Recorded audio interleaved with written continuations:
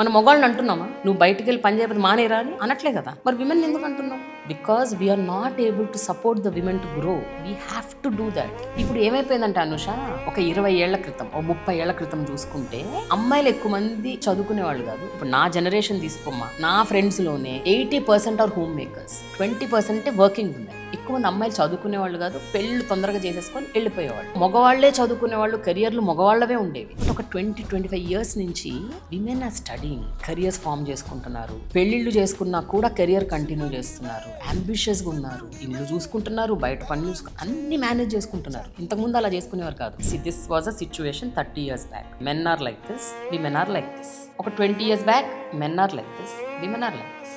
Men are like this, women are like this. Men are like this, women are like this. ఇది తట్టుకోవాలి కదా. I'm not saying men are not able to bear అని అంటే నేనేమంటున్నానంటే మగవాళ్ళు అర్థం చేసుకోవాలి. అందరూ మగవాళ్ళు, whether it is any generation, any age group. నీ మనవరాలు చదువుకుంటే నీకు ఓకే, నీ పెళ్ళాన్ని చదువుకుంటే నీకు ఓకే కాకపోతే ఎట్లా? How fair is it? It's not fair కదా. ఈ యాక్సెప్టెన్స్ ఉండాలి.